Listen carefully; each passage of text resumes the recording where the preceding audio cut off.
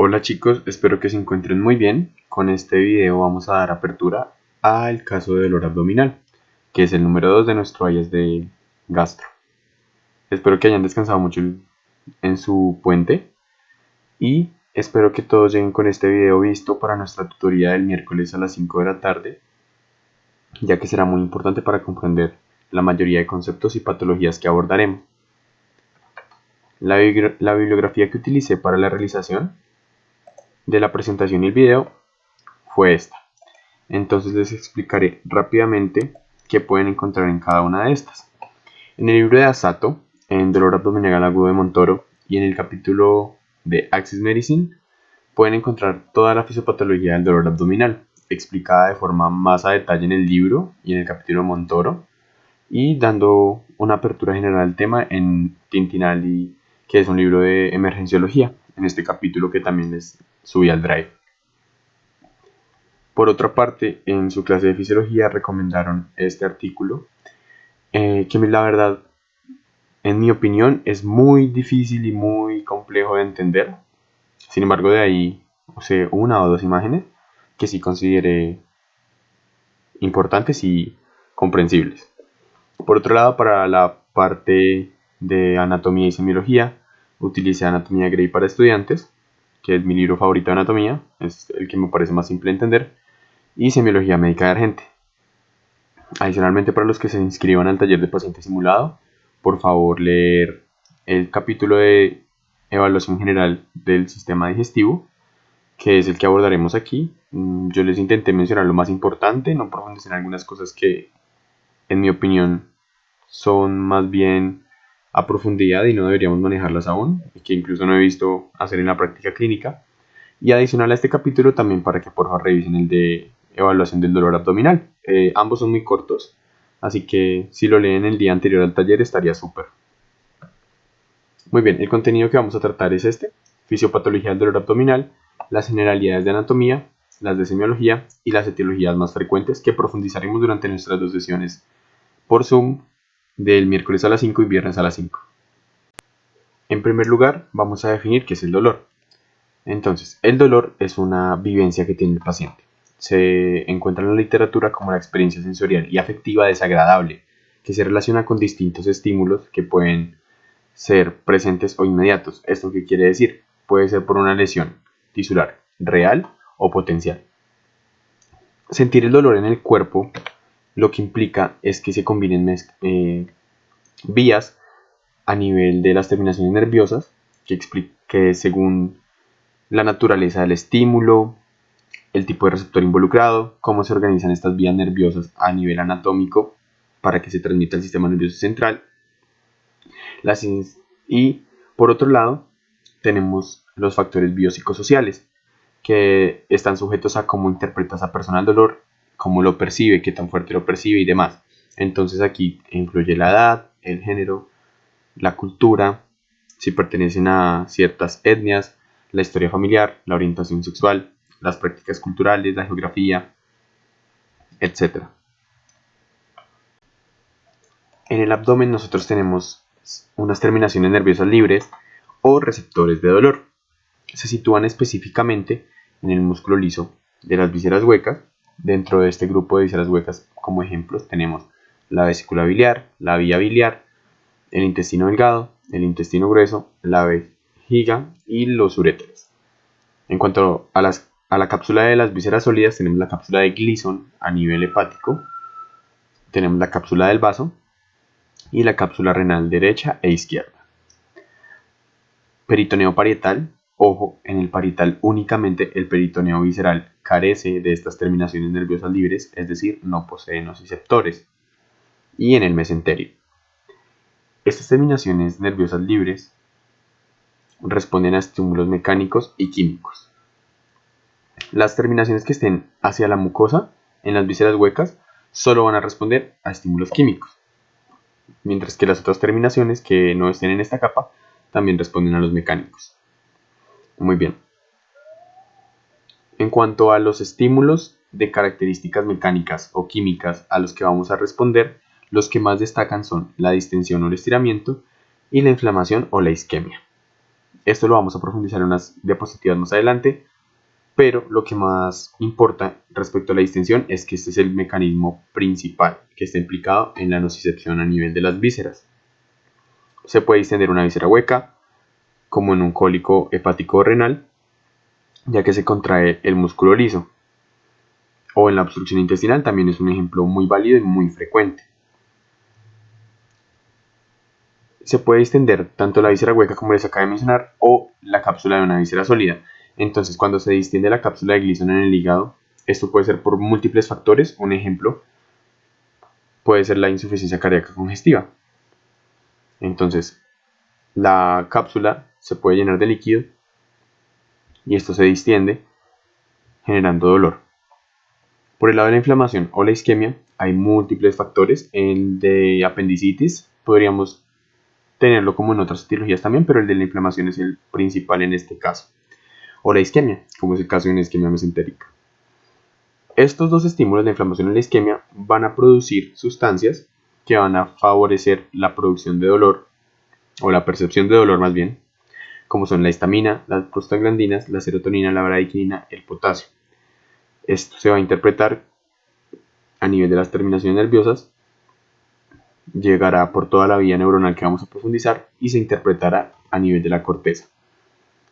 Aquí hay que hacer una salvedad, y es que la sustancia P y las prostaglandinas como tal no nos van a ayudar a transmitir el dolor, pero sí nos van a ayudar a sensibilizar esos quimioreceptores para que se pueda transmitir mejor.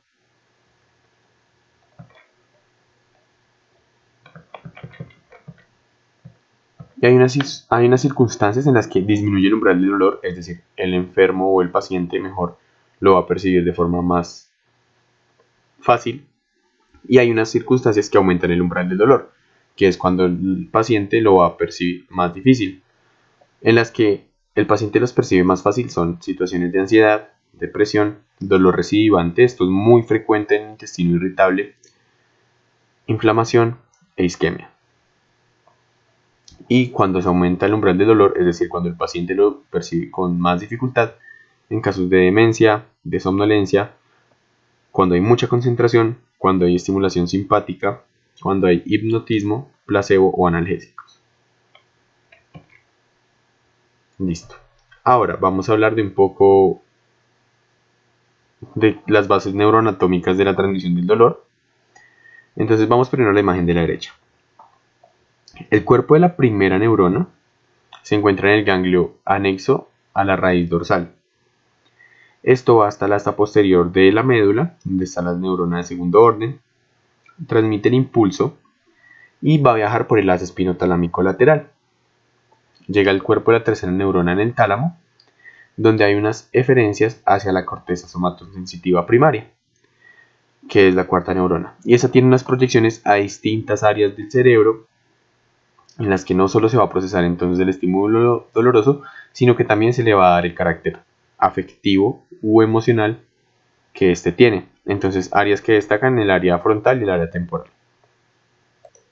Entonces recordemos, está la sustancia o el estímulo a nivel de las terminaciones nerviosas libres de la víscera o de la cápsula o del peritoneo. Según el estímulo va a viajar por toda esta vía. Entonces, primera neurona, recordemos, ganglio espinal anexo a la raíz dorsal. Segunda neurona en el asta posterior de la médula. Tercera neurona a nivel talámico, luego de que esta señal haya viajado hasta el tálamo a través del haz espinotalámico lateral.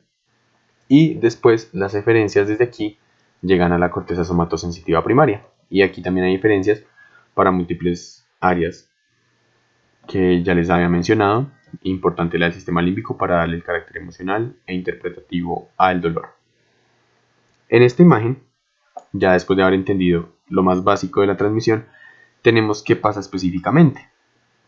Entonces nosotros vamos a tener una inervación por medio del sistema nervioso parasimpático, que es esta línea punteada, y vamos a tener inervación por parte del sistema simpático, que son estas líneas continuas. Como nos damos cuenta, todos los órganos tienen de cada uno pues una vía.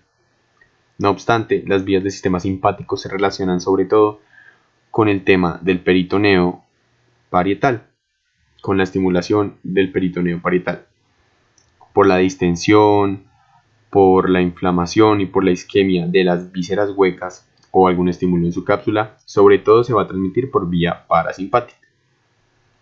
Entonces, el principal representante, como bien sabemos, es el nervio vago, que va a tener una porción craneal y una porción pelviana o sacra.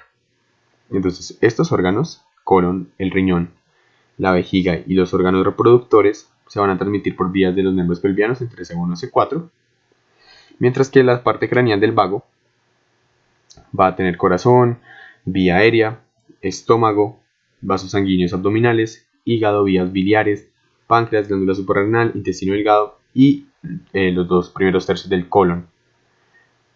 Eso va a viajar por el vago y va a llegar al ganglio nodoso. Se va a terminar por transmitir hacia el bulbo raquídeo. Por lado del simpático, entonces vamos a tener de forma predominante lo que nos importa a nosotros del sistema digestivo, el ganglio celíaco, el ganglio mesentérico superior y el ganglio mesentérico inferior, que están adyacentes a los vasos que tienen el mismo nombre. Y de esta forma, de los mismos órganos que les mencioné, aquí los pueden ver en la línea continua, se va a transmitir hacia la médula entre los niveles T1 a L3 o L4 aproximadamente. Esta imagen la tomo del artículo de la clase de fisiología porque me parece importante tres cosas que no estaban en el esquema anterior. Y es que, bueno, ya que entendimos estas vías, hay que saber que estos ganglios tienen entonces conexiones con ciertos niveles. Como nos podemos dar cuenta, el ganglio prevertebral se va a conectar a nivel de la cadena sacra, el mesentérico inferior y el mesentérico superior con la cadena toracolumbar, mientras que el celíaco se va a conectar a través del gran nervio esplácnico con la cadena torácica. Adicionalmente, el ganglio nodoso, que se los mencioné pero no estaba esquematizado, y que lo que llega al vago, mejor dicho, va a llegar específicamente en la corteza a nivel del núcleo del tracto solitario. Y recordemos que este núcleo del tracto solitario se encuentra en la porción caudal del bulbo raquídeo. Aquí les dejo esta tabla que me pareció muy importante y muy curiosa, ya que resume de forma muy sencilla y práctica toda esta información. Aquí tenemos las estructuras implicadas, las vías del sistema nervioso por la cual viaja este estímulo y se complementa con el nivel sensorial de la pared. Entonces, esto es, digamos, a qué nivel la irritación de ciertas porciones se podría reflejar a nivel cutáneo o de un dermatoma. Entonces, el más importante para este caso, chicos, es el del apéndice, entre los niveles T10 a T11, que corresponden a la zona umbilical. Y esto nos va a explicar, ya lo vamos a ver más a detalle, por qué el dolor en un inicio es en línea media, a pesar de que haya inervación bilateral en muchos otros casos. Ahora, sobre el tipo de dolor y según su mecanismo de transmisión, vamos a tener 5. Tenemos el visceral, el parietal, el referido, el neurogeno o neurogénico y el psicógeno. El visceral es en efecto por una lesión en un órgano. Los receptores, como ya los vimos un poquito a profundidad, de los órganos huecos tienden a estar en la serosa y en el mesenterio. Este dolor visceral se va a caracterizar por ser inespecífico, por localizarse usualmente en la línea media, ya que todas las vísceras tienen una inervación bilateral. Y el principal estímulo aquí, como les dije, es el de la distensión. En cuanto al dolor parietal, este comienza cuando la víscera ya empieza a comprometer receptores que están hacia el peritoneo parietal, que está adyacente a esa zona del peritoneo a la víscera en cuestión. Vamos a ver ahorita ya qué fibras son las que están implicadas en la transmisión de cada uno de estos dolores. Y luego tenemos el dolor referido. Es en el que hay una víscera afectada, pero la percepción del dolor se da en un lugar inespecífico, en otra área que puede ser abdominal o no abdominal, puede ser torácica, pero se va a correlacionar es con el origen embriológico que tienen estas, porque se conserva el mismo dermatoma por regla. Las excepciones son muy pocas. Bueno, algo que olvidé mencionarles del dolor parietal que me parece muy importante es que este sí tiende a ser localizado. La persona puede en efecto decir en qué porción le duele, no es tan inespecífico como en la anterior. suele ser ipsilateral. Por el lado del neurogénico, su explicación está a nivel del sistema nervioso. Principalmente son raíces nerviosas que se ven afectadas por distintas etiologías. Aquí el ejemplo que más destaca es el virus del herpes zóster en la neuralgia posherpética, ya que cuando se da la reactivación por inmunosupresión del paciente por X o Y motivo, como este virus tiende a persistir en las astas medulares, se reactiva y ataca estas terminaciones, generando un dolor que compromete un dermatoma específico. Es de muy difícil manejo y lo vamos a ver, bueno, yo ya lo vi, ustedes lo van a ver un poco más adelante en su rotación por neurología en octavo semestre. Y tenemos el dolor de origen psicógeno, que también se sale de nuestro interés en el momento. Hay que tener mucho cuidado con el dolor abdominal en algunas poblaciones especiales, como son en las mujeres, dado que la patología ginecológica aporta muchísimos diagnósticos diferenciales y pues puede llevarnos a errores o a sesgos. Los pacientes mayores de 65 años, ya que ellos tienen presentaciones atípicas del dolor abdominal en muchas ocasiones, o por el contrario, hay patologías extraabdominales que se presentan por dolor aquí en la región, por ejemplo, epigástrica y náusea y vómito, como es en el caso de un infarto agudo del miocardio de la base o de cara inferior. Los bebés, porque ellos no pueden decir y es más semiológico que otra cosa, el diagnóstico en ellos, y las personas inmunosuprimidas. No solamente también porque tienen presentaciones atípicas del dolor abdominal, sino porque las etiologías en ellos pueden variar, ya que empezamos a considerar microorganismos que en condiciones normales, en una inmunidad conservada o en una inmunocompetencia, no ocasionarían tal grado de enfermedad. En ellos sí. En cuanto al dolor visceral, hay una lesión y esta es captada por los receptores que van a transmitir la información por fibra C de la pared o de la cápsula. Recordemos que las fibras C son amielínicas. ¿Listo? Ustedes le preguntan a este paciente en dónde le duele y el paciente va a hacer con su mano, digamos que aquí tenemos el abdomen, y va a hacer con su mano que así, y va a hacer un movimiento circular en la mayoría de ocasiones, no lo puede localizar bien. Es un dolor sordo, de tipo calambre, cólico, que va a ser gradual, continuo o intermitente. Este se va a acompañar sobre todo por síntomas vegetativos, que son los que se producen por la estimulación del sistema nervioso parasimpático. Entonces ya ustedes pueden ir haciendo la correlación con un par de diapositivas más atrás de las vías que están implicadas. Estos síntomas son náuseas, diaforesis, vómito, en algunos casos hipotensión o bradicardia. Se percibe en la línea media inicialmente porque la inervación es bilateral, recuerden, y antes de poderse localizar se va a sentir bien sea a nivel epigástrico, mesogástrico o hipogástrico o en relación al ombligo, infraumbilical, supraumbilical, periumbilical o umbilical netamente. La localización aproximada al nivel medular según el origen embriológico.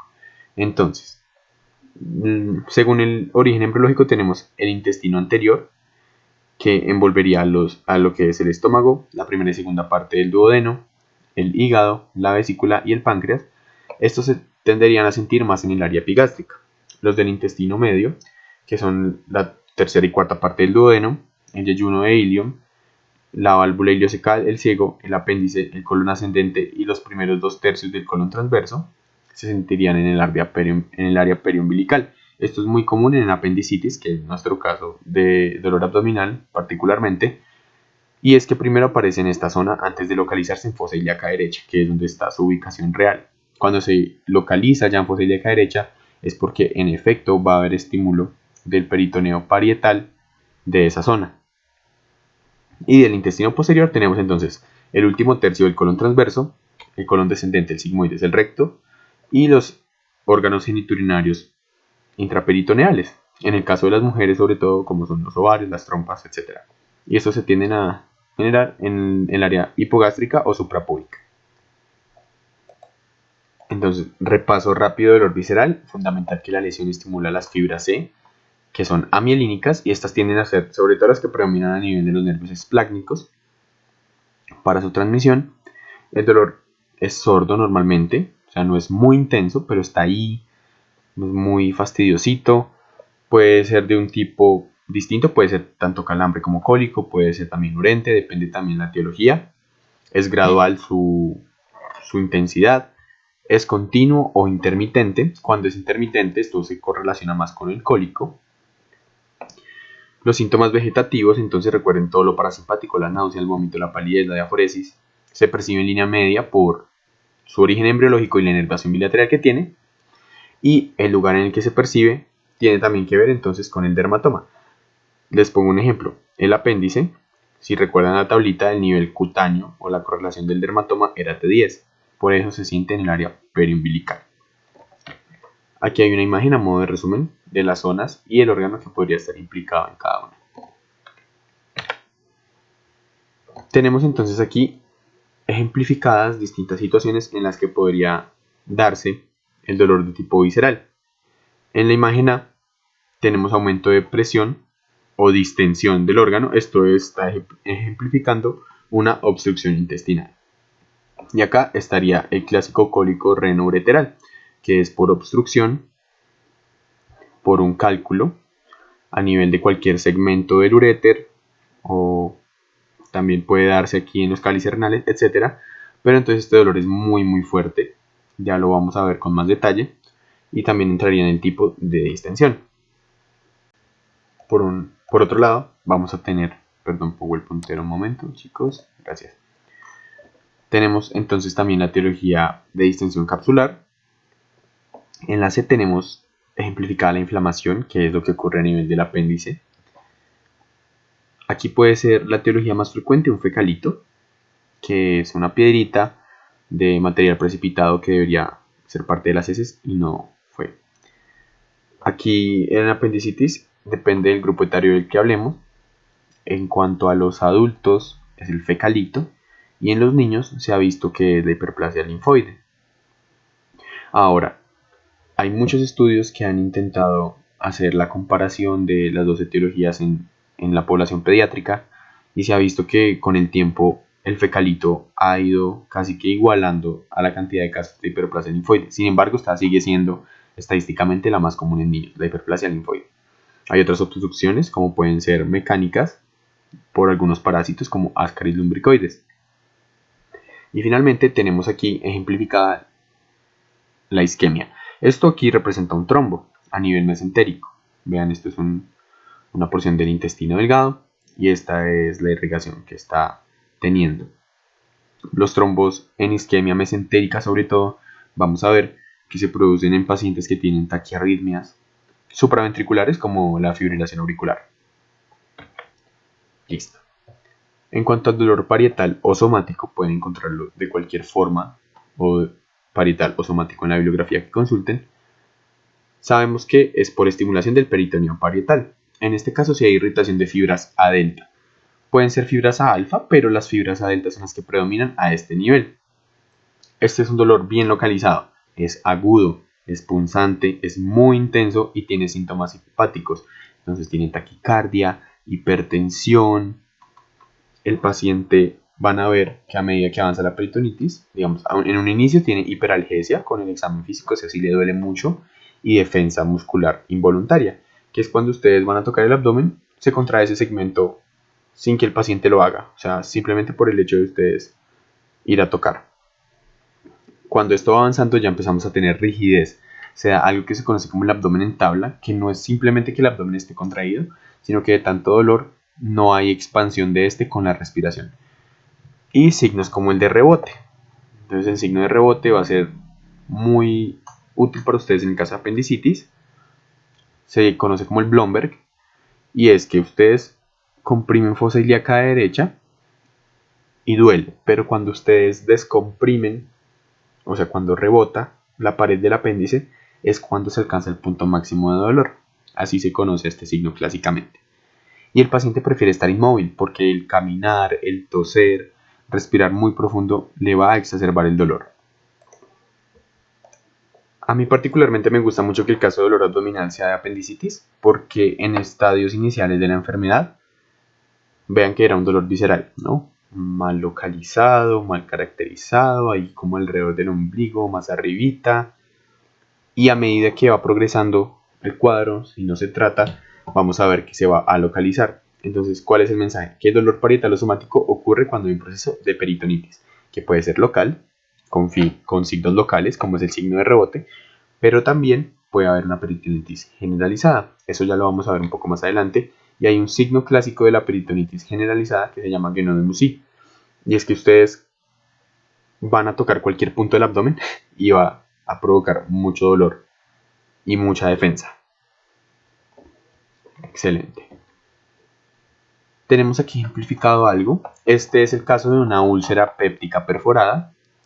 Entonces sale el contenido del estómago, estimula el peritoneo parietal y esto va a enviar las señales entonces al asta posterior de la médula, donde aquí tendríamos una vía que sube desde la segunda neurona para ser procesada. Y les puse esta imagen precisamente por algo, porque todo tiene una explicación en el cuerpo. Y entonces, ¿por qué se pone rígido el abdomen? Es simplemente un arco reflejo que hay aquí en el asta anterior de la médula. Está esta diferencia que llega hasta los músculos de la pared y la estimula y por eso se ponen duros. Ahora, en cuanto al dolor referido. Esta imagen se encuentra disponible en el artículo de UpToDate que les subí al Drive. Y como les venía diciendo, es cuando un órgano distante al implicado es el que suele doler, o una porción del cuerpo que está distante al órgano que está implicado suele doler. Es ipsilateral, esto sí es de mucha ayuda.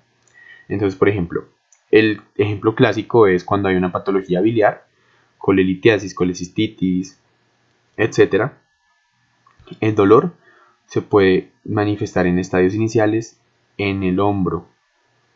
Bien. En cuanto a otras patologías que incluyen el diafragma, depende si es el diafragma derecho o el diafragma izquierdo, pues se van a sentir también en ese hombro. Comparten el mismo dermatoma y cómo lo comparten en el mismo nivel medular en el asta posterior. Entonces la estructura orgánica, por ejemplo, la vesícula, llega a su vía nerviosa al mismo punto en la médula donde llega el dermatoma específicamente. Por eso se manifiesta así. Entonces aquí hay una imagen microscópica de cómo se vería esto. Entonces están las dos aferencias, la de la piel y la de la víscera, en el mismo punto y por eso nosotros la vamos a interpretar así en nuestro cuerpo.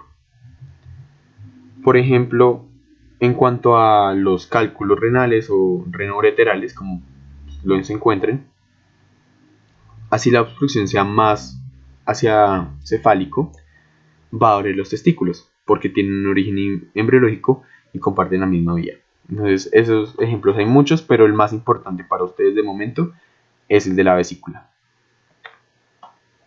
Muy bien, eso era toda la parte, muchachos, de fisiopatología del dolor abdominal.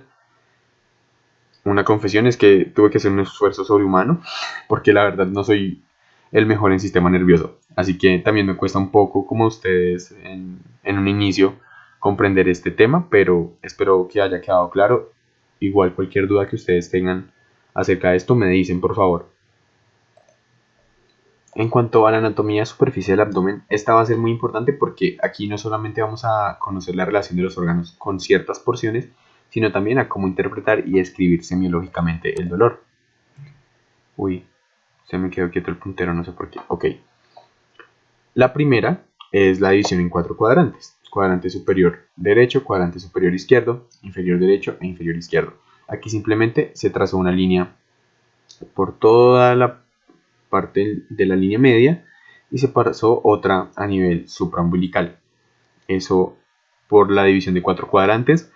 Realmente yo no la he usado tanto, no la he visto usar tanto. Sí hay personas que refieren simplemente dolor en mi abdomen superior derecho, que sería este cuadrante, en mi abdomen superior izquierdo, en este cuadrante, pero yo personalmente prefiero usar, y ustedes la que necesitan usar para este caso, es la división en 9 cuadrantes del abdomen. Estos 9 cuadrantes, ¿cómo se van a dividir? Entonces hay un plano subcostal, un plano intertubercular y dos líneas. La primera se traza de la línea medio clavicular hasta abajo, la derecha, y luego la línea medio clavicular izquierda hasta abajo. Eso ya nos dividió el abdomen en 9 regiones. Destacan el epigastrio, el región umbilical o mesogastrio, mejor, e hipogastrio. Estas son las de la mitad. A la derecha vamos a tener hipocondrio derecho, flanco derecho y región inguinal derecha, o fosa ilíaca derecha, que prefiero llamarla fosa ilíaca derecha, así la describen en Anatomía Gray. Hipocondrio izquierdo, flanco izquierdo, región inguinal izquierda o fosa ilíaca izquierda. Listo. Bueno, aquí tenemos entonces la ilustración de la división de 9 cuadrantes del abdomen, que es la más utilizada en clínica, la que más fácil van a entender. Y lo que hice, pues antes de que les suba el video de anatomía, sí me parece importante que sepamos qué porciones de los órganos están en cada región. Entonces, en el epigastrio vamos a tener el lóbulo izquierdo hepático, la porción gástrica anterior que comprende antro, cuerpo y píloro, el epiplón, que no está ilustrado acá, el conducto cístico, el colédoco, la arteria hepática, que recordemos es rama del tronco celíaco, pues al menos la hepática común. Ya después se va a tener subramas, etcétera. Lo repasaremos también en el video de irrigación. Tenemos la segunda y tercera porción del duodeno, el páncreas, que está hacia posterior, y el paquete vascular nervioso, que a su vez es aún más posterior y comprende entonces la parte de la aorta abdominal, el sistema venoso y los nervios que están en esa zona. En el hipocondrio derecho tenemos el lóbulo derecho del hígado, la vesícula biliar, que por alguna razón en esta división quedó más hacia epigastrio, pero es predominantemente hipocondrio derecho. Tenemos la flexura cólica derecha, que está tapadita aquí, la parte inicial del colon transverso y el polo renal superior. Entonces el polo renal superior está, como sabemos, los riñones son más hacia posterior de la cavidad, y es la partecita de arriba del riñón junto a la glándula suprarrenal de cada lado, porque tanto en el hipocondrio derecho como en el izquierdo vamos a tener entonces esta porción renal.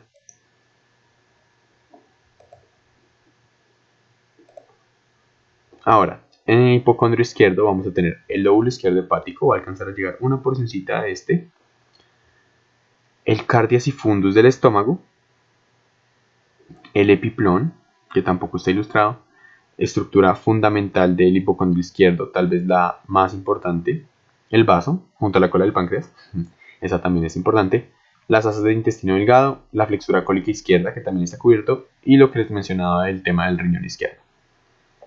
En el mesogastrio va a tener aumento mayor, la porción gástrica inferior, pero realmente creo que eso es más descrito en la literatura que lo que uno ve realmente.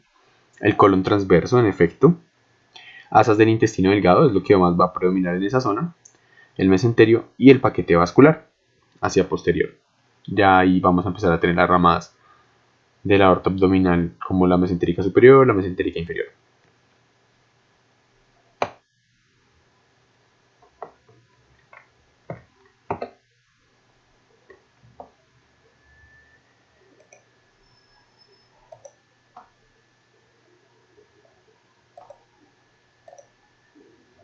Luego vamos a tener el flanco derecho, donde destaca el colon ascendente, el intestino delgado y el resto del riñón en posterior. Luego el flanco izquierdo, que va a tener el colon descendente, el intestino delgado y el riñón en la parte posterior. Los flancos no tienen tanta significancia, sino en enfermedades que comprometan el colon. El colon izquierdo pues tienden a ser los pólipos, tumoraciones y divertículos, esos son los que abundan ahí, y en el flanco derecho más de que todos los pólipos. No hay tantos divertículos a la derecha, al menos en nuestra población latina. Los divertículos en el flanco derecho tienden a ser más frecuentes en Asia. Por el lado del hipogastrio tenemos el epiplón mayor, vejiga, uréteres y útero.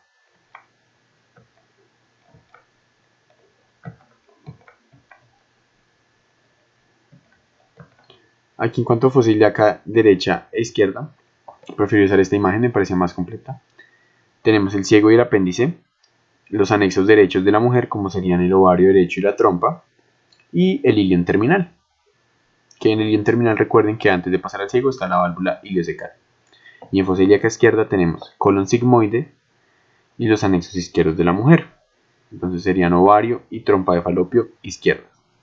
Esta imagen, aparte de servirme más para explicarles bien cómo está distribuida la fosa ilíaca y qué contiene, me parece que es un súper resumen de qué hay en cada zona. Entonces, para que lo tengan en cuenta y puedan repasarlo en sus casas. En cuanto a la semiología general del dolor abdominal y de gastroenterología principalmente, como en todo tenemos que arrancar por los datos personales. La edad, el sexo, la ocupación, la religión y el origen. La edad por las patologías que se presentan en ciertos grupos poblacionales, entonces recuerden que en las personas más adultas tenemos más presentación de patologías neoplásicas. Entonces, por ejemplo, el sangrado de vías digestivas bajo en una persona de 65 o 70 años, pues nos orientaría un poco más hacia pólipos en el colon. El sexo, porque patologías como la patología biliar en general son más frecuentes en las mujeres. La ocupación, la religión, el origen. El origen es muy importante, por ejemplo, en el caso de nuestro contexto en particular, por el tema del cáncer gástrico. Entonces nosotros tenemos una alta incidencia de cáncer gástrico en el país, pero se ha demostrado en los estudios que es más hacia el altiplano cundiboyacense versus la costa. ¿Por qué ocurre esto? Bueno, hay varias teorías, pero la que más tiene peso actualmente es que el agua se va contaminando a medida que va llegando a nuestro entorno, con muchos compuestos nitrogenados, mercurio, etc. Y por otro lado, que hay componentes en nuestra dieta que son más procarcinogénicos que los de la dieta hacia las regiones costeras. Eso es la explicación que se da hoy en día. Bien, el motivo, bueno, sin mencionar la alta tasa de personas que están infectadas por Helicobacter pylori y no lo saben. El motivo de consulta, entonces, aquí puede ser diarrea, puede ser vómito, puede ser dolor abdominal, que es lo que nos considera en este momento, puede ser distensión abdominal, etc. Motivos de consulta gastrointestinales hay montones. En cuanto a la enfermedad actual, recordemos hacer un muy buen interrogatorio usando la mnemotecnia Alicia. Entonces, aparición, localización, intensidad, características, irradiación, atenuantes o aliviantes, bueno, si lo que exacerba o lo que atenúa el cuadro, los síntomas asociados, y no se les olvide siempre hacer énfasis en si han consumido algún fármaco o alguna comida recientemente en el contexto de abdomen agudo, porque nosotros tenemos que determinar si la persona sí puede entrar a una cirugía de emergencia sin tomar medidas adicionales. Ahora, si es un cuadro que no da espera, no importa si comió o si no comió. Bueno, pero por lo general sí deberíamos intentar pasar al paciente con ayuno para evitar problemas con la vía aérea durante el procedimiento. Antecedentes personales, los patológicos, los quirúrgicos. Entonces, acá en cuanto a los patológicos, para saber las causas, por ejemplo, el dolor abdominal. Hay pacientes con enfermedad renal crónica, estadio 5, que están en hemodiálisis, que desarrollan dolor epigástrico, náusea y vómito, pero esto puede que no sea un cuadro abdominal netamente quirúrgico, sino más bien síntomas de un síndrome urémico. Pacientes que sufren de gastritis atrófica, ya previamente diagnosticada por endoscopia, pacientes que tengan pólipos, que tengan diabetes mellitus, etc.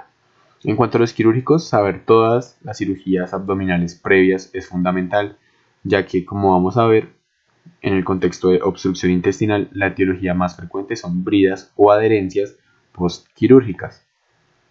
Los farmacológicos, sobre todo en personas que tengan enfermedad ácido péptica o úlcera péptica, el consumo de AINES y corticosteroides los predispone a desarrollar hemorragia de vías digestivas. Perdón. Los tóxicos, entonces, el tabaquismo, que incrementa el riesgo de cáncer, bien sea gástrico, bien sea colónico, etc.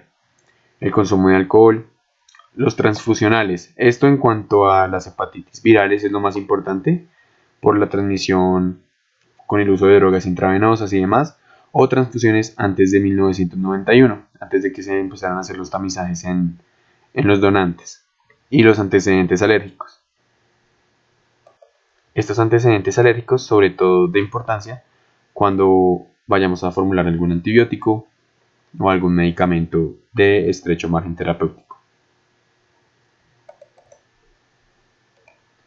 Preguntar por antecedentes familiares de neoplasias, porque hay muchas neoplasias, sobre todo las del colon, que tienen un componente hereditario importante.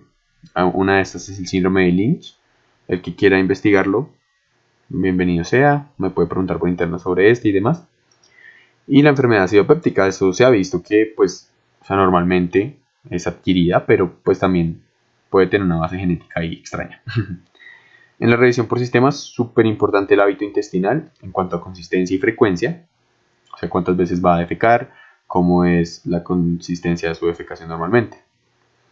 El dolor, si hay un dolor abdominal ya previo, conocido, si se parece a este mismo. Si hay sangrado, bien sea por la boca o por el ano. Y la tolerancia a alimentos para detectar, por ejemplo, enfermedad celíaca, intolerancia a la lactosa, etc. Ahora, en cuanto al examen físico, siempre empezamos por la inspección. Esta se puede dar de forma estática o dinámica. En la estática, entonces, el paciente está en decúbito supino, está acostadito en su camilla, tiene los brazos a los lados y no tiene las rodillas flejadas, está completamente extendido. ¿Qué vamos a mirar nosotros? La forma del abdomen. Entonces, si el abdomen es normal, decimos que está configurado. Podemos decir entonces que puede estar distendido o globoso. También describimos cómo está la posición del ombligo. Entonces aquí el ombligo no lo tendríamos que reportar, pero aquí sí tendríamos que hablar de un abovedamiento o una protrusión a nivel umbilical. Este es un paciente que tiene una ascitis, claramente, y en el ombligo tiene una hernia umbilical adicionalmente. Entonces eso hay que describirlo en el examen físico. Cuando la ascitis es crónica, o sea, este cuadro es crónico, este también es crónico, la ascitis puede ser por distintas etiologías. Digamos, la que uno más ve en la práctica es por insuficiencia cardíaca congestiva o por cirrosis hepática. Cuando la cirrosis o la ascitis, mejor dicho, es crónica, vemos que el abdomen se achata aquí abajito y a los lados se hace un poco más prominente. Esto se conoce semiológicamente como abdomen en batracio, como la barriguita de una rana. ¿Qué otras cosas también tenemos que describir en la inspección? Cicatrices, por el tema que les comentaba de la obstrucción intestinal. Entonces, describimos la ubicación de la cicatriz. Si es medial, si es infraumbilical, si es supraumbilical, si es transversa, si es vertical. Si es de, por ejemplo, la apendicitis, cicatriz en punto de McBurney es suficiente. Estrías no solamente atróficas en las personas que no tienen muy buen colágeno en su piel, sino también las estrías que se pueden relacionar con el síndrome de Cushing. Recuerden que son estrías rojo-violáceas de mayor calibre y con una disposición de inferior hacia superior. Circulación colateral, esto sobre todo en el contexto de cirrosis. La circulación colateral, aquí no les puse una imagen, pero es cuando se permeabilizan nuevamente las venas umbilicales. Recuerden que las venas umbilicales son súper útiles para la vida fetal, pero después de esto estas se convierten en ligamentos y en la cirrosis estas se vuelven a permeabilizar y se verían signos como el de la cabeza de medusa. Pueden buscarlo para que se den cuenta cómo es, o se los puedo poner en un próximo video. Tenemos el vello pubiano, esto sobre todo para determinar la distribución. En el hombre es más romboideo, en la mujer es más triangular, según lo que describen. Honestamente nunca he visto una historia clínica que describa la orientación del vello pubiano ni nada por el estilo, pero es lo que dice Argente. Los latidos, súper importante ver si hay una masa o si no hay masa y se perciben los latidos. Las personas muy delgadas se podrían ver los latidos de la aorta abdominal, pero tienen que ser muy delgadas o estar en un estado de caquexia. Y las masas ver si son pulsátiles o no. Movimientos peristálticos se dice que se perciben, pero pues no es lo más frecuente. Y describir lo que les comentaba de hernias o eventraciones. Particularmente en esta parte de hernias o eventraciones es de mucha utilidad la inspección dinámica, que es cuando le pedimos al paciente que meta abdomen, bueno, le decimos meta barriga, saque barriga, para ver si hay masas que se hacen evidentes con estos estímulos. En esta imagen podemos ver un abdomen distendido, o sea, vemos que es un abdomen que parecería normoconfigurado, pero si nos fijamos bien detalladamente, la parte inferior está bien distendida y hay una gran cicatriz medial. Y honestamente no encontré una foto, les puse a tablón que habla de el abdomen en tabla. Entonces recuerden que es un abdomen que, aparte de estar rígido, no se mueve con los movimientos respiratorios.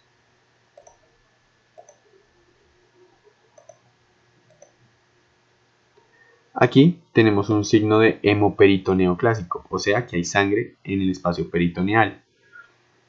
Tenemos el signo de Cullen, que es alrededor del ombligo, y el de Gray-Turner, que es hacia los flancos. Esto puede ser por distintas etiologías, sobre todo en pancreatitis muy severa o pancreatitis hemorrágica, en ruptura esplénica y demás. Es desde que haya sangre en el peritoneo. La sangre es muy irritante en cualquier cavidad, en el peritoneo mucho peor, así que estos son signos de gravedad que hay que observar siempre en nuestros pacientes. El hecho de que tengan ya un signo de Gray-Turner o de Cullen son de muy mal pronóstico. Ahora, la segunda parte, contrario a cualquier otra parte del cuerpo, es la auscultación. ¿Por qué se hace la auscultación primero? Porque la manipulación o la palpación del abdomen podría alterar los ruidos que percibimos. Y si estamos ante una obstrucción intestinal que en ocasiones no tiene ni un solo ruido y estimulamos, pues pueden haber ruidos falsos. Entonces lo mejor es hacer la auscultación como el segundo paso.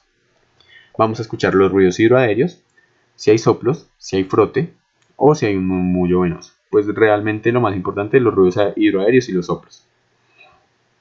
Entonces, en cuanto a los ruidos hidroaéreos, lo más normal es que sean 5 a 30 por minuto. Es muy importante escuchar al menos 30 segundos y multiplicar por 2, porque pueden haber ruidos falsos y hay que identificar el momento en el que todos estos sean de una tonalidad parecida y que no haya dolor. Los ruidos tienden a ser intensos y frecuentes cuando hay gastroenteritis aguda, o sea, cuando tenemos una enfermedad diarreica aguda también. Ustedes ponen el estetoscopio y eso va a sonar rapidísimo. Ya en el contexto de un paciente que tenga el abdomen muy distendido y si escuchamos ruidos muy intensos y prolongados, podemos pensar en estadios tempranos de una obstrucción intestinal. La obstrucción intestinal al inicio se describen unos ruidos de lucha, que son cuando empieza a aumentar la intensidad para poder sobrepasar esa obstrucción a nivel fisiológico. Esto no se logra y esto también es muy común en el hilio funcional. Se describe un hilio funcional o hilio paralítico y se describe un hilio mecánico dentro del contexto de obstrucción intestinal. Entonces, en las causas que son mecánicas vamos a tener que las adhesiones posquirúrgicas, los carcinomas, la inflamación o masas intraluminales son las más frecuentes, mientras que por el lado de el hilio paralítico, el dolor, la peritonitis, la más frecuente, el posquirúrgico, pues son las que producen esta clínica. En cuanto a las obstrucciones de este tipo, que son más paralíticas o pseudoobstrucciones intestinales, que son reversibles sin ninguna intervención en la mayoría de casos, sí se describen los ruidos hidroaéreos de lucha al inicio. Sin embargo, en las causas mecánicas sí se tiende a describir más que todo el silencio abdominal. O sea, ustedes ponen el estetoscopio y no escuchan nada, absolutamente nada. Un tip que me dieron alguna vez es que pues uno sí tiene que escuchar todas las porciones del intestino, pero si ustedes ponen el estetoscopio en la válvula ileocecal y hay ruido, es porque de ahí para adelante va a haber. Sin embargo, pues siempre rectificar, sobre todo si la sospecha es una obstrucción, ¿vale? Y en cuanto a los soplos, estos son los puntos de auscultación que se describen para la aorta abdominal y sus ramas. Aquí está la aorta abdominal, aquí al lado de ella estarían la arteria renal derecha e izquierda. Esto sobre todo cuando sospechamos estenosis de la arteria renal. Recuerden que eso puede ser como en el contexto de un paciente con hipertensión menor de 20 años. También tenemos entonces a nivel de las arterias ilíacas y de las femorales. Los soplos abdominales los podemos encontrar por aneurismas de aorta abdominal o por aneurismas en cualquiera de estas ramas que les mencioné. Luego la percusión. Es importante que la hagamos muy suave en el abdomen del paciente. El dedo percutor solo va a ser uno, en este caso en el abdomen es solo un dedito. Va a percutir sobre la otra mano y en lugar de dejar rebotar el dedo lo vamos a golpear fijamente. Entonces si ustedes se han dado cuenta, cuando uno percute otros lugares del cuerpo, pega y rebota el dedo y lo quita casi que de inmediato. No, en este caso es un golpe seco, el dedo demora en ser retirado. Se describe que debe hacerse desde la apófisis sifoides en forma radiada hacia las fosas ilíacas y hacia el hipogastrio. ¿Qué es importante? El abdomen en general tiene un sonido timpánico. Se dice que no tiene que buscar el timpanismo del espacio de Trové, pero realmente con que ustedes escuchen un sonido timpánico en todo el abdomen está perfecto. Entonces, ¿qué puede pasar aquí? Nosotros podemos tener sonidos que se vuelvan mate. Puede ser a nivel del hígado, a nivel del vaso o a nivel de cualquier víscera. La matidez puede darse por tumores, por un globo vesical, por visceromegalias o por la presencia de ascitis. El espacio semilunar de Trové que mencionan aquí, lo más importante es que a la derecha tiene el hígado, a la izquierda tiene el vaso, hacia arriba tiene el corazón y el reborde costal. Aquí lo describen es sobre todo para identificar derrames pleurales izquierdos, ya que en el caso de un derrame pleural izquierdo también vamos a tener matidez en una zona donde debería haber timpanismo. En cuanto a la citis o la evaluación de esta a nivel de la percusión, hay dos maniobras descritas. La más importante es esta de la matidez desplazable. Entonces, cuando el paciente se pone en decúbito lateral, el líquido tiende a bajar. Por ende, vamos a ir percibiendo la matidez hacia abajo a medida que percutimos. Y esta otra maniobra, que es básicamente la onda cítica, que esa sí la van a ver mucho en clínica. La verdad, yo esta de matidez desplazable no la he hecho o no la he visto mucho. Sin embargo, esta de onda cítica sí. Y es simplemente que se percute en este lado y se va a percibir cómo se transmite la onda de la citis a través de la cavidad abdominal. La vamos a percibir con nuestra mano. Llegamos al punto de la palpación, que es de los más importantes, sobre todo para este caso de dolor abdominal, y aquí podemos distinguir dos variables, la palpación superficial y la palpación profunda. Respecto a la palpación superficial, esta va a tratar de identificar tumoraciones, hernias, puntos dolorosos, la tensión que tiene la pared abdominal y, por sobre todo, va a intentar relajar la pared para tener una mejor examinación. Entonces, se describen varias maniobras con muchos epónimos. Yo les invito a que consulten realmente el capítulo de Argente, sobre todo porque ya viene su evaluación por iHuman y porque hay algunos que se inscribieron al taller de paciente simulado. Y en él, pues yo no les voy a preguntar epónimos ni mi compañero, pero sí queremos que sepan cómo se hacen las maniobras. Entonces, hay una que se describe, que se llama maniobra mano de escultor de Merlo, que es simplemente con la mano derecha plana detectar si hay abombamientos en la pared anterior del abdomen, o sea, es decir, si hay alguna protrusión de una víscera, etc. Con esa mano de escultor de Merlo o la mano derecha plana, mejor dicho, por el abdomen, también vamos a mirar la temperatura, puntos sensibles y cómo está la piel. ¿Vale? Aquí también esta nos sirve para identificar qué tan tensionada está nuestra pared. Recuerden que puede haber aumento de la tensión cuando hay irritación peritoneal que puede ser localizada o generalizada. En cuanto a lo localizada, tenemos el signo de Blomberg, que se da en apendicitis aguda, que también pueden encontrarlo como el signo de rebote. Esto indica una irritación peritoneal localizada y va a haber aumento de tensión de la pared abdominal a este nivel de la fosa ilíaca derecha. Por otro lado, tenemos el signo de Guénon-Moussy, que también se da en algunos procesos de peritonitis, pero este es generalizado y cualquier punto del abdomen va a ser muy doloroso y va a tener la tensión aumentada. Pues los signos de defensa y tabla. La defensa puede ser local, puede darse simplemente el espasmo muscular en la zona que está irritada, y el abdomen en tabla, que sí es generalizado. Bueno, la defensa también puede ser generalizada, y el abdomen en tabla, que siempre es generalizado. Recuerden que entonces es un abdomen tenso, doloroso, y que gracias a este dolor la persona no puede realizar movimientos de la pared con la respiración. Muy bien. En cuanto a la palpación superficial, también la podemos hacer podemos hacer que el paciente haga una maniobra de esfuerzo, que es levantar la cabeza o las piernas, y esto va a aumentar la presión a nivel intraabdominal y va a favorecer que protruyan algunas hernias, evisceraciones y demás, y eso nos sirve para la descripción semiológica. Respecto a los puntos dolorosos, va a depender de la patología que examinemos. Los más importantes están mencionados aquí, entonces vamos a empezar por los de apendicitis. Tenemos el punto de McBurn. Este punto se describe semiológicamente como la unión del tercio lateral o el tercio externo de una línea imaginaria que trazamos desde el ombligo hacia la espina ilíaca anterior superior. Entonces, si trazamos esta línea del ombligo a la espina ilíaca anterosuperior, vamos a dividirla en 3 partes. 1, 2 y 3. Justo donde empieza la tercera parte, vamos a ubicar el punto de McBurney. En ese punto pues puede haber dolor ante un proceso de apendicitis aguda. Tenemos el punto de Morris, que también lo describe. Esto es más que todo en ubicaciones del apéndice, cuando el apéndice es más largo y llega a este nivel, pero por convención el punto de McBurney es el más importante. ¿Sí? Ustedes también pueden encontrar en la literatura escritos 1000 puntos más para apendicitis a este nivel, pero este es el que es fundamental para la práctica clínica, el que está escrito en los estudios, en la escala de Alvarado, etc. Tenemos por otra parte el punto cístico, o donde nosotros vamos a hacer el signo de Murphy en el caso de colecistitis.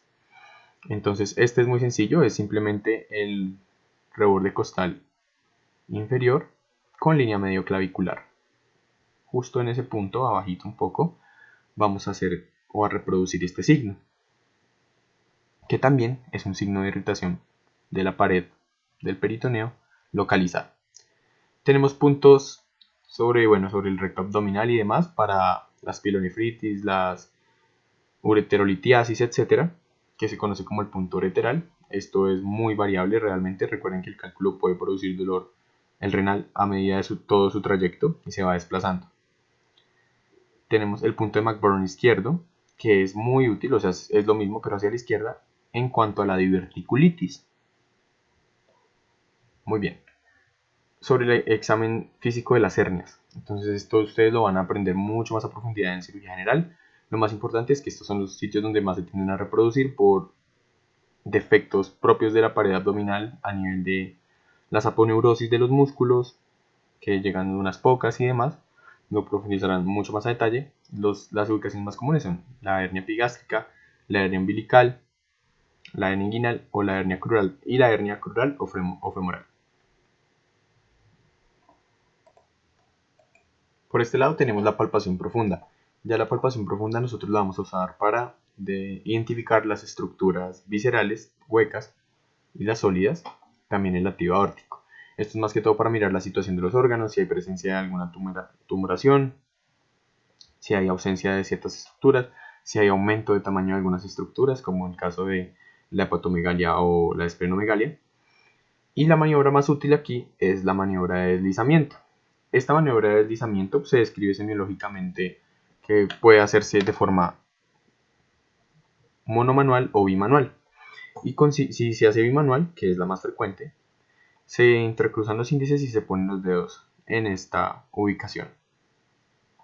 Aquí se va desplazando por el contorno de los órganos y demás.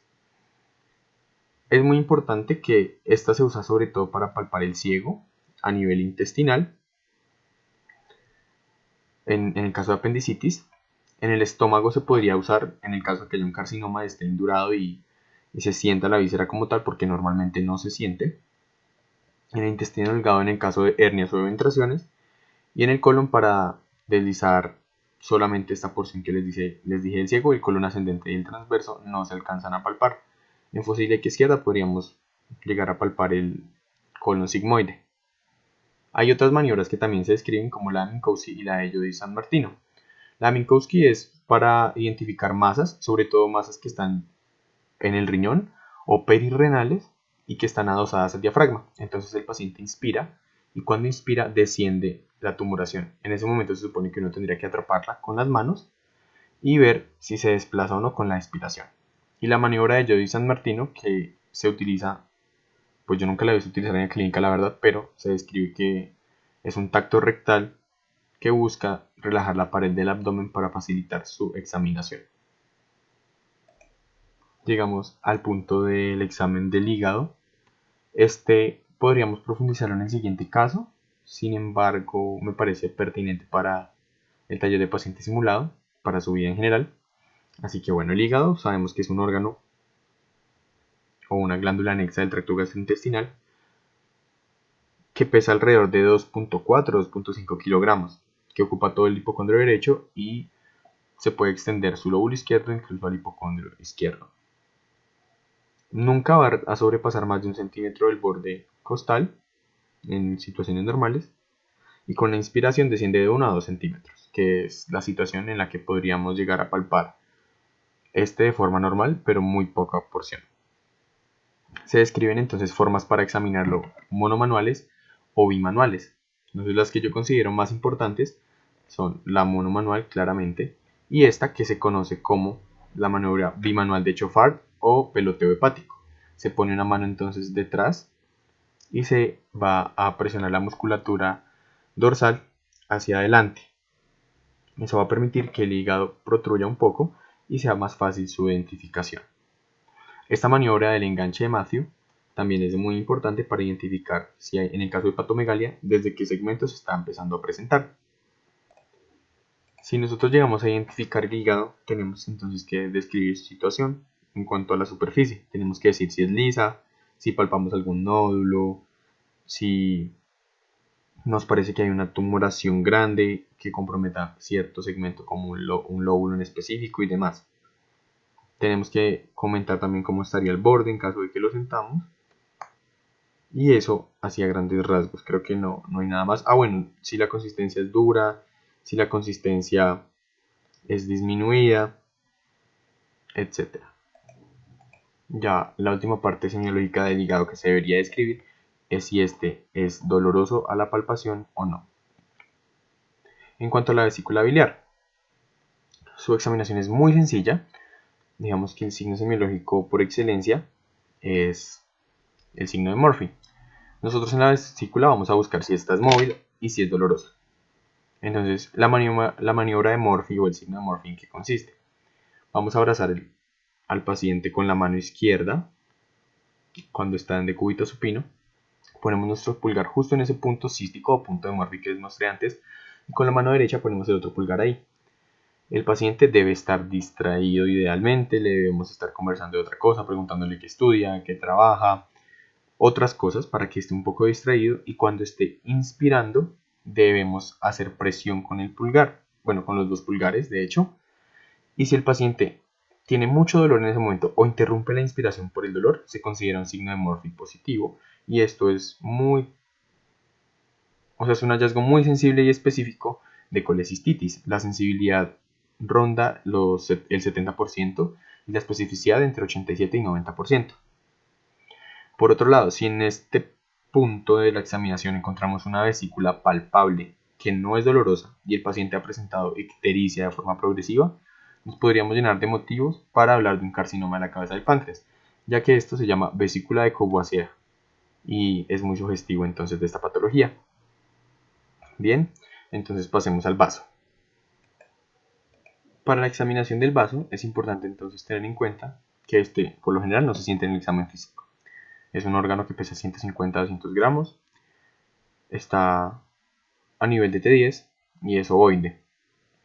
Para este son las maniobras más importantes, en mi opinión, la maniobra del enganche y la de Naegeli.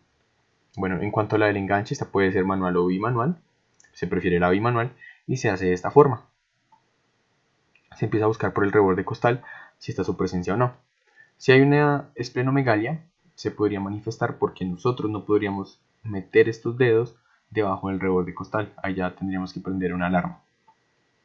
La otra es la maniobra de Naegeli, como les comentaba, y consiste en que con nuestra mano derecha tengamos las costillas y vamos buscando por el reborde costal con la mano izquierda, el paciente en decúbito lateral, la presencia de esplenomegalia.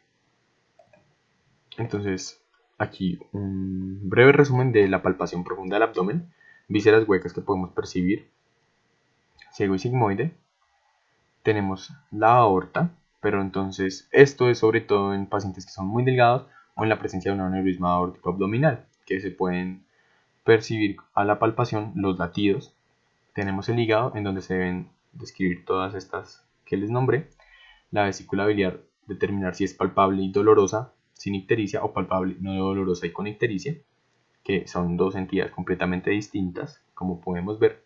El vaso y el riñón. El riñón, digamos, su semiología es un poco fuera de lo que necesitamos aquí en dolor abdominal y en general en áreas gastrointestinal, lo van a ver en su áreas de renal, pero hay otras maniobras muy parecidas.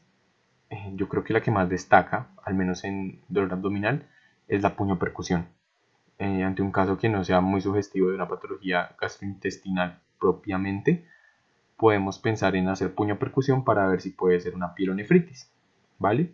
Eso por ese lado. En cuanto a las etiologías más frecuentes, entonces esta imagen me parece muy interesante porque les dice cómo se manifiesta el dolor, si es visceral, si es somático, si es referido, lo ubica por regiones, pero vamos a profundizarlo en nuestra tutoría del miércoles a las 5. Espero que les haya quedado muy claro y les sea muy útil todo lo que abordamos en este video. Ya saben que cualquier duda me pueden avisar, y antes de que se salgan del video, porfa, las personas que se inscribieron al taller del paciente simulado, no olviden que pueden revisar el viernes el capítulo de semiología de Argente en cuanto a dolor abdominal y el capítulo de semiología general, que es del que yo les hablé.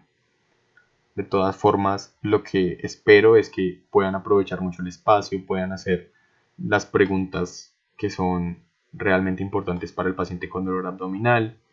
No me importa tanto que lleguen al diagnóstico, no me importa tanto que formulen los paraclínicos adecuados, lo que me importa es que de verdad practiquen mucho la parte del interrogatorio. Eso creo que es lo más importante. Sin embargo, los que lleguen al diagnóstico y a los paraclínicos, súper bueno, pero igual hay que hacer las cosas con calma y este caso es de muchísima información, entonces espero que nos vaya bien y juntos vamos a poder sacar esto adelante. Así que espero que estén muy bien y un abrazo.